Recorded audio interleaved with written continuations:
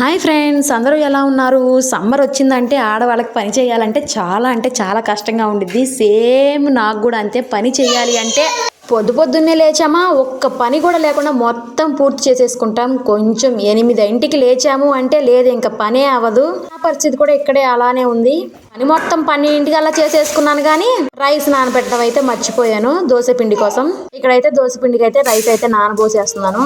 మేమైతే రేషన్ బియ్యమే యూస్ చేస్తాం. అందరూ ఏది యూస్ చేస్తారో నాకు తెలియదు. గొప్పలు చెప్పుకోవడం నాకు నచ్చదు. 2 గ్లాసులు బియ్యం అయితే వేసుకున్నాను. అలానే ఒక చిన్న గ్లాస్తో 2 గ్లాసులు పప్పు అయితే వేసేసుకున్నాను. ఏది ఉండా లేకపోయినా కానీ మార్నింగ్ టిఫిన్కి అయితే ఏదో ఒకటి చేయాల్సిందే, కష్టమైన నష్టమైన. అవైతే నానబెట్టు పక్కన పెట్టేసుకున్నాను కదా. డైలీ దోశ బోర్ కొట్టేస్తుంది. ఏదన్నా చేద్దాము అంటే పిల్లలకి అసలు దిగట్లేదు. వాళ్ళు అసలు తినట్లేదు. వాళ్ళకి దోశ అంటేనే బాగా ఫేవరెట్ అయిపోయినట్టుంది. మన చిన్నప్పుడు కూడా మనం అలానే ఉండేవాళ్ళం కదా. సర్లే కానీ ఈ వీడియో మొత్తం చూసారు కదా, ఒక లైక్ అయితే ఇచ్చేసేయండి. ఏప్రిల్ ఫూల్ చేయాలనుకుంటున్నాను. ఎలా చేయాలో